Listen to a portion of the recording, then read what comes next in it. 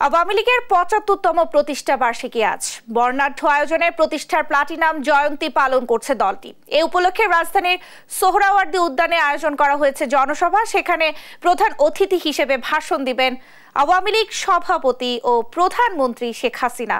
এরই মধ্যে জনসভাস্থলে আসতে শুরু করেছে নেতাকর্মীরা। বাদ্যযন্ত্র, ব্যানার, প্ল্যাকার্ড নিয়ে জনসভাস্থলে প্রবেশ করছেন তারা। এ বিষয়ে বিস্তারিত জানাতে সোহরাওয়ার্দী উদ্যান থেকে যুক্ত হচ্ছেন সহকর্মী ফখরুল ইসলাম। ফখরুল, কি বলছেন নেতাকর্মীরা, এখনকার কি অবস্থা, আমাদেরকে বিস্তারিত জানাবেন। অসংখ্য ধন্যবাদ। আপনি বললেন যে ৭৫তম প্রতিষ্ঠা বার্ষিকী, বাংলাদেশের সবচেয়ে প্রাচীন রাজনৈতিক দল বাংলাদেশ আওয়ামী লীগ ১৯৪৯ সালের ২৩ জুন। এই দিনটিতে টিকাটুলের যে রোজ গার্ডেন থেকে যাত্রা শুরু হয়ে আজকে আওয়ামী লীগ ৭৫ বছরে শেষ করলো। এবং আপনাকে যদি বলি যে টানা ২ যুগের বেশি ক্ষমতাসীন এই দলটির হাত ধরে আসলে উন্নয়নের মহাসড়কে বাংলাদেশ এবং এই দেশটিকে নেতাকর্মীরা আসছেন রাজধানীর বিভিন্ন প্রান্ত থেকে, ঢাকার আশপাশ বিভিন্ন এলাকা থেকে, এবং সকলে আসলে প্রধানমন্ত্রী, আওয়ামী লীগ সভানেত্রী শেখ হাসিনার নেতৃত্বে বাংলাদেশ আরও এগিয়ে যাবে, স্মার্ট বাংলাদেশ এবং উন্নত ডিজিটাল বাংলাদেশে প্রতিষ্ঠিত হবে আগামীর বাংলাদেশ, এবং যেটি আসলে ইউরোপকেও টেক্কা দিতে পারবে এই বাংলাদেশ।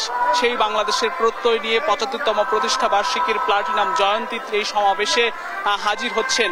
আপনি সোহরাওয়ার্দী উদ্যান ময়দানে আসলে এই ৭৫তম প্রতিষ্ঠা বার্ষিকীর যে জনসভা, সেখানে বিকেল ৩টা নাগাদ মাননীয় প্রধানমন্ত্রী, আওয়ামী লীগ সভানেত্রী শেখ হাসিনা এসে ভাষণ দেবেন আওয়ামী লীগের নেতাকর্মীদের উদ্দেশ্যে, এবং সেখান থেকে দিক নির্দেশনা দেবেন বাংলাদেশ আওয়ামী লীগের। এবং আপনাকে যদি বলি, প্রধানমন্ত্রী শেখ হাসিনা বর্তমান আওয়ামী লীগ সভানেত্রী, তিনি কিন্তু সবচেয়ে দীর্ঘ সময় ধরে এই দলটির সভানেত্রীর পদে রয়েছেন, এবং সবচেয়ে দীর্ঘ সময় বাংলাদেশের প্রধানমন্ত্রীর পদেও কিন্তু টানা ৪ দফায় ক্ষমতাসীন প্রধানমন্ত্রী শেখ হাসিনা, এবং এই বাংলাদেশকে আরো উন্নততর একটি কাতারে নিয়ে যেতে চায় এই বাংলাদেশ, অর্থাৎ এই দলটির হাত ধরে কিন্তু বাংলাদেশের যে স্বাধীনতা, সার্বভৌমত্ব যে অর্জন, সেটি প্রতিষ্ঠিত হয়েছে।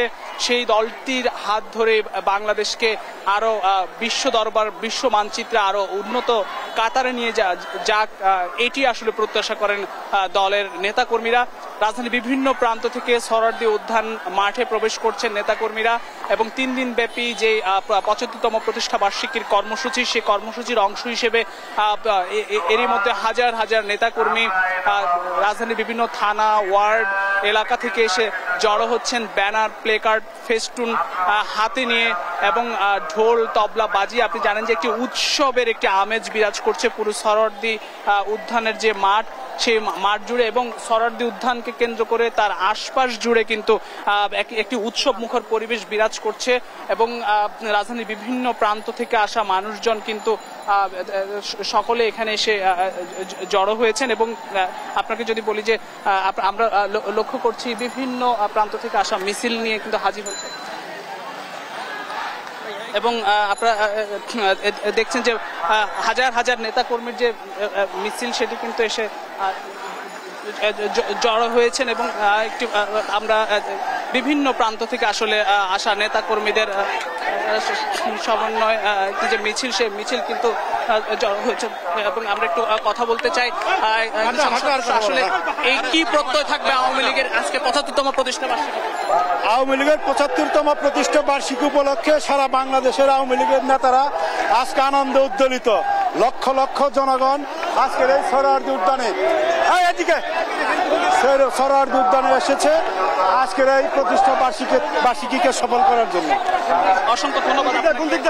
লক্ষ্য করছেন আসলে মানুষের যে ঢল নামছে, আসলে বেলা বাড়ার সঙ্গে সঙ্গে সবকিছু মিলিয়ে আসলে একটি উৎসব মুখর পরিবেশের মধ্য দিয়ে এই উৎসব, অর্থাৎ আওয়ামী লীগের যে প্রতিষ্ঠা বার্ষিকী, সেটি পালিত হবে, এবং টানা ৩ দিন ব্যাপী কর্মসূচি কিন্তু চলবে নানান ভাবে, সভা সমাবেশ মধ্য দিয়ে। তো এই ছিল আমার কাছে সোহরাওয়ার্দী উদ্যানের সামনে থেকে সবশেষ পরিস্থিতি। ফিরছি স্টুডিওতে ন্যান্সির কাছে।